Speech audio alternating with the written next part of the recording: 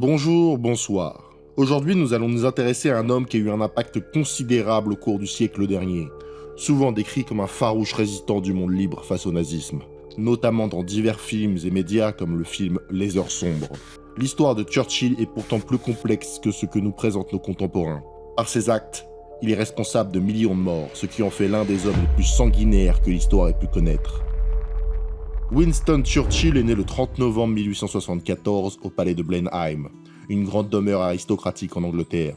Issu d'une famille prestigieuse, son père, Lord Randolph Churchill, était un homme politique influent, membre du Parti conservateur, tandis que sa mère, Jenny Jones, était une américaine issue de la haute société new-yorkaise.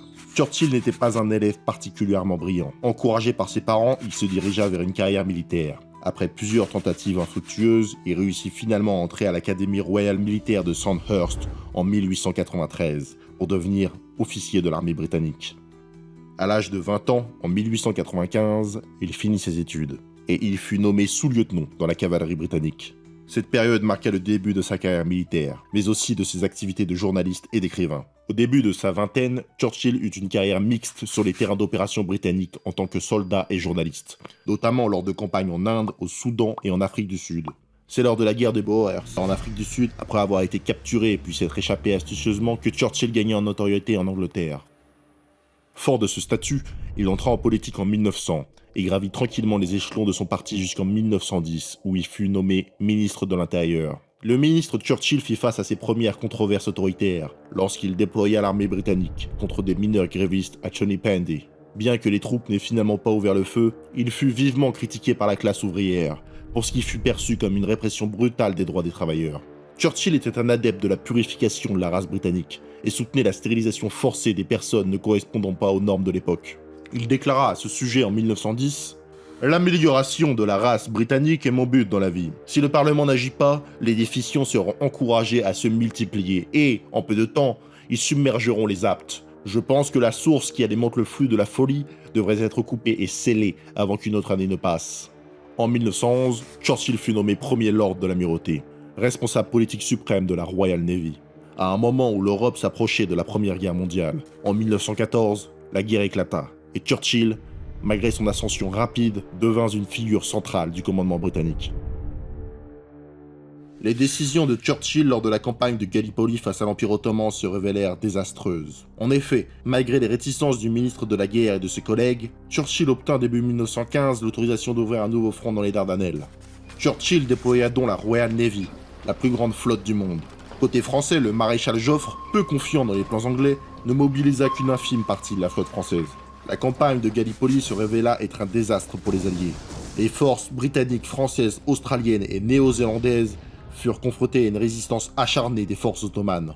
L'obstination de Churchill, cherchant la gloire au détriment des vies de ses soldats, mena à des opérations mal planifiées et mal exécutées, entraînant de lourdes pertes humaines et matérielles, et se terminant par l'évacuation des troupes alliées en janvier 1916. Bien qu'il n'ait pas perdu la vie comme les hommes qu'il avait envoyés au front, le fiasco de Gallipoli eut de grandes répercussions pour Churchill, qui fut identifié comme l'un des principaux architectes de la stratégie. Cet échec entraîna sa démission en novembre 1915 du poste de premier lord de l'Amirauté. Pour se faire oublier, il passa ensuite un certain temps à l'arrière du front occidental en France, où il put profiter du champagne dans un grand confort jusqu'à la fin de la guerre. Une fois celle-ci terminée, il revint à la politique active. En 1919, malgré sa réputation désormais entachée, Churchill devient ministre de la guerre et de l'air. Pour se réhabiliter, il profita de la guerre d'indépendance irlandaise. Il envoya en Irlande une unité paramilitaire appelée Black Tans, composée des pires loupards de la Première Guerre mondiale, pour mater la résistance de l'IRA. Cette unité, considérée comme un escadron de la mort, fit régner la terreur parmi les populations civiles, avec des assassinats et des tortures devenus monnaie courante pour des milliers d'Irlandais. La responsabilité de Churchill est indéniable. Lui qui critiqua Hitler avant la guerre. Invraisemblable, n'est-ce pas ? En 1921, Churchill fut nommé ministre des colonies, sans doute du fait de son don pour maltraiter les peuples colonisés. Il déclara d'ailleurs souvent sa supériorité d'un point de vue racial. Voici un exemple. Je n'admets pas, par exemple, qu'un grand tort a été fait aux Indiens d'Amérique ou aux Noirs d'Australie. Je n'admets pas qu'un tort leur a été fait du fait qu'une race plus forte, une race de meilleur niveau, une race plus avisée, pour le dire ainsi, soit venue et ait pris leur place. Étonnant.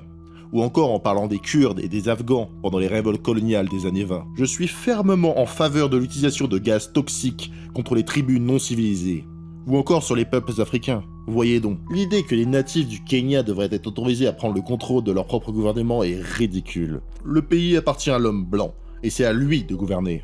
Étrangement, les reproches faits par nos contemporains à Hitler ne sont pas faits à Churchill. De 1921 à 1922, le ministre des colonies Churchill ne s'est pas fait prier pour écraser les révoltes par la force. En Irak, via des bombardements. En Palestine, où Churchill était pro-sioniste, de nombreux civils ont perdu la vie. Et en Somalie, par le bombardement massif des rebelles et des civils. Après divers massacres et répressions, Churchill fut ministre de l'économie en 1924. Là encore, il prit des décisions controversées. Il rétablit l'étalon or pour le livre sterling en 1925. Cette décision a été critiquée pour avoir conduit à une déflation et à des difficultés économiques, notamment dans les secteurs manufacturiers et miniers, et pour avoir aggravé la crise économique en Grande-Bretagne. Cela a conduit à la grève générale en 1926. À la suite de la défaite de son parti, les conservateurs, aux élections générales, il perdit le poste en 1929 et se retrouva marginalisé au sein de son propre parti et fut de plus en plus isolé. Au début des années 1930, Winston Churchill, alors toujours député, nourrit une haine profonde pour deux figures majeures de l'époque, Adolf Hitler et Mohandas Gandhi. L'ascension au pouvoir démocratiquement du nouveau chancelier allemand irrite Churchill très rapidement, y voyant un risque du retour de l'Allemagne au premier plan des nations. Parallèlement, il voue une haine non dissimulée à Gandhi, qu'il considère comme un agitateur irresponsable. Lorsque Gandhi a été emprisonné par les Britanniques en raison de sa campagne de désobéissance civile non violente, les autorités ont choisi de négocier avec lui pendant sa détention. Churchill, furieux, a qualifié Gandhi de fanatique malveillant et a farouchement combattu ces négociations au Parlement. Il connaissait si peu l'Inde qu'il fut humilié dans les débats et battu à la mi-1931. Refusant d'accepter sa défaite, Churchill continua à s'opposer à la politique indienne de son propre parti pendant encore 4 ans. Cette attitude l'isola au sein du leadership conservateur et le marginalisa à l'extrême droite, au point d'être accusé de vouloir devenir un Mussolini anglais. Il déclara au sujet de Gandhi « Il est alarmant et aussi nauséabond de voir Monsieur Gandhi, un avocat séditieux se faisant passer pour un fakir de type moyen-oriental, défiler à moitié nu vers le palais du vice-roi, tout en organisant et en conduisant une campagne de désobéissance civile bien calculée pour précipiter la ruine de la société et la destruction de l'Empire britannique en Inde. » Churchill méprisait la philosophie non violente prônée par Gandhi. Il était l'ennemi mortel de l'apaisement et de la paix, estimant que tout devait se régler par la force et la domination. L'autre homme qui souhaitait lui la paix en Europe et la fin des traités de Versailles jugés assassins pour son peuple était Hitler. Bien qu'il soit loin d'être exemple de critique, Hitler a néanmoins proposé un désarmement général, qui a été refusé. Il a ensuite proposé un désarmement paritaire, composé d'armées de 200 000 hommes. Mais cette offre a également été rejetée. Tout au long de son pouvoir, il a réitéré à plusieurs reprises des offres de paix, formulant pas moins de 42 propositions. D'ailleurs, en 1936, avant le pacte franco-soviétique, il dira dans Paris Midi « Vous avez devant vous une Allemagne dont 9/10 de la population font confiance à leur chef. Et ce chef vous dit « Soyons amis ». Tout cela était inacceptable pour Churchill. Les Allemands ne pouvaient pas se libérer de leur asservissement et devaient continuer à payer le prix de la Première Guerre mondiale. Hitler dira d'ailleurs à son sujet « Churchill est un obstacle à la paix. Il est incapable de comprendre que l'Europe a changé et qu'il ne peut plus la dominer comme il le faisait avec ses colonies. Certaines figures politiques anglaises, plus mesurées, cherchaient à tout prix à éviter d'envenimer la situation, malgré les pressions et les tensions. Elles voulaient trouver une solution d'apaisement. Neville Chamberlain, en particulier, a vaillamment essayé, jusqu'à la veille de la guerre, de prévenir ce qui allait devenir l'une des plus grandes tragédies de l'histoire de l'humanité. Les Allemands, de leur côté, étaient ouverts à une relation apaisée avec leurs anciens ennemis. L'Angleterre, pour sa part, fut l'une des nations les plus intéressées par cet apaisement, au point de conclure un accord naval germano-britannique en 1935. La pression des autres États influents de la Société des Nations, ancêtre de l'ONU, sera implacable. L'ambassadeur des États-Unis à Paris déclara le 7 février 1939 « Les États-Unis disposent de moyens de pression formidables à l'égard de l'Angleterre. La seule menace de leur emploi devrait suffire à empêcher le gouvernement britannique de poursuivre sa politique de conciliation. » Les tensions avec la Pologne, suivies de son invasion, poussèrent l'Angleterre puis la France non préparée à déclarer la guerre. Le souhait de Churchill de toujours se réalisa, et il fut nommé Premier ministre, avec son célèbre discours où il dira entre autres « Je n'ai rien d'autre à offrir que du sang, du labeur, des larmes et de la sueur », ce qui représente très bien l'individu qu'était Churchill, très peu de considération pour ses semblables, qui n'étaient rien d'autre que de la chair à canon. Hitler fit une ultime demande de paix en mai 1941, en envoyant Rudolf Hess, numéro 3 du régime, à Londres avec un plan de paix dans lequel Hitler s'engageait à retirer l'armée allemande de tous les pays européens occupés. Mais en rien de temps, Rudolf Hess fut arrêté et jeté en prison. Hitler dira « Si Churchill n'avait pas été là, nous aurions eu la paix avec l'Angleterre depuis longtemps. » Mais cet homme ne comprend que le langage de la guerre. Churchill détestait les Français, que ce soit les vichistes ou les gaullistes. Après avoir subi la débâcle et la fuite à Dunkerque lors de l'opération Dynamo, opération possible grâce aux valeureux soldats français, restés se battre jusqu'au dernier pour permettre aux Anglais de déguerpir sur leur île. Après l'armistice, Churchill détruisit la flotte française à mer et Kébir, où 1300 loyaux marins français furent assassinés par la Royal Navy. Cet épisode peu scrupuleux rappellera rapidement aux généraux français que leurs ennemis historiques restaient les Anglais. Et Churchill n'en avait pas fini avec nous autres. Et sous son commandement, ainsi que celui de son commandant Arthur Travers Harris, il inventa le concept de bombardement ciblant le moral. Cela consistait à bombarder massivement les civils et réfugiés, causant des centaines de milliers de morts innocentes dans de nombreuses villes françaises et allemandes. Pas moins de 57 000 civils français perdront la vie sous les bombardements alliés. Et pas moins de 400 000 civils allemands seront anéantis par le camp de la liberté. Chiffres qui font passer Göring pour un joyeux luron. Churchill en avait aussi après les Français de Londres, dont De Gaulle. Il déclara dans une lettre à Roosevelt « Je demande instamment à mes collègues, écrit-il, de considérer de toute urgence si nous devons à présent éliminer De Gaulle en tant que force politique. Je suis tout prêt moi-même à défendre cette position au Parlement, et je montrerai au monde que le mouvement anticapitulaire français autour duquel la légende de De Gaulle s'est bâtie et la réalité de cet homme vaniteux et même méchant n'ont plus rien à voir ensemble. » En effet, De Gaulle était une épine dans les plans de Churchill et Roosevelt, qui voulaient ce qu'il reprochait Hitler, prendre le contrôle de la France. De Gaulle, exclu du débarquement, déclara d'ailleurs « Et vous voudriez que j'aille commémorer leur débarquement alors qu'il était le prélude à une seconde occupation du pays ? Non, non, ne comptez pas sur moi. » Ils avaient préparé leur Hamgot, qui devait gouverner souverainement la France à mesure de l'avance de leurs armées. Ils auraient imprimé leur fausse monnaie, qui aurait eu cours forcé.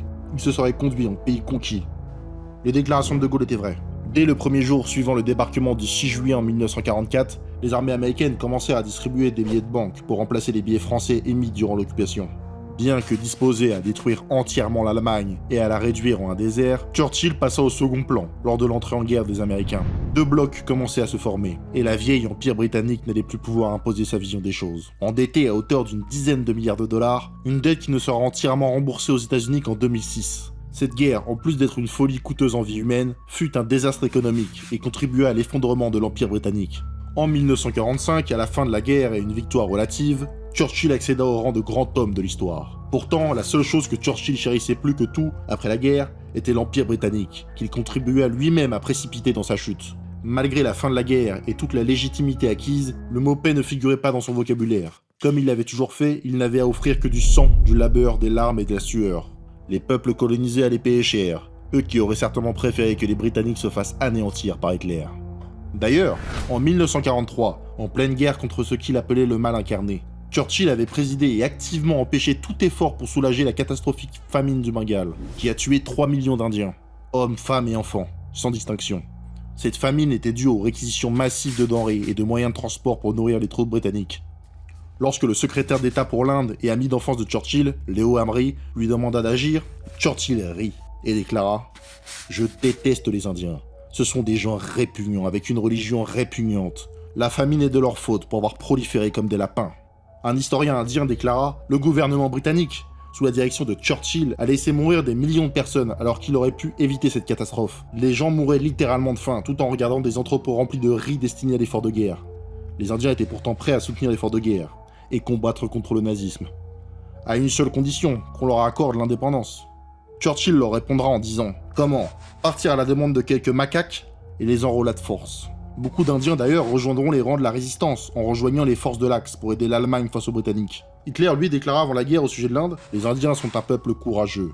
L'Inde a le droit de se libérer du joug britannique et elle se trouvera toujours un allié dans l'Allemagne. » Ainsi que l'Inde est une grande civilisation ancienne, mais elle a été affaiblie par les influences extérieures et a besoin de retrouver sa force. Les 3 millions de morts indiens oubliés de Churchill sont une preuve irréfutable que le gagnant écrit l'histoire et le perdant devient la pire des ordures. Ce n'est pas fini. Lors de son retour au poste de Premier ministre en 1951, Churchill affronta au Kenya les rebelles indépendantistes Momo, qui se révoltaient dans un Kenya colonial digne de l'apartheid. Les Noirs y étaient interdits de centres urbains, parqués dans des bidonvilles, utilisés comme des quasi-esclaves par les colons dans les immenses propriétés de thé et de café des White Islands. Durant la révolte, 100 000 civils kenyans sont assassinés dans des massacres de répression. Beaucoup sont torturés sous l'autorité coloniale britannique. Le bon Churchill déclara à leur sujet « Les rebelles Momo sont des bêtes féroces, ennemis du progrès et de la civilisation. ils doivent être écrasés sans pitié. Une historienne, Caroline Elkins, dira « Le régime colonial britannique a institué un système de camps de concentration au Kenya, où des milliers de Kikuyu ont été torturés, violés et exécutés. Ce fut un chapitre sombre de l'histoire britannique, longtemps dissimulé. » En Malaisie, en pleine révolte depuis 1948, la même chose, des milliers de civils sont tués sous Churchill. En avril 1955, Winston Churchill, alors âgé de 80 ans, démissionne de son poste de Premier ministre. Il sort de la vie politique active et profite de sa coquette retraite. Il décédera le 24 janvier 1965 à l'âge de 90 ans, sans jamais avoir eu à répondre de ses actes. Pourquoi Churchill est vénéré aujourd'hui? Il est l'un des plus grands génocidaires du siècle dernier. Sous son commandement ou son influence, des millions de gens sont morts. Ses prises de position impérialistes et racistes ne sont jamais critiquées. Quelle différence entre ce qu'on reproche à Hitler et lui? Les vies de ces millions de victimes ne sont-elles pas aussi importantes?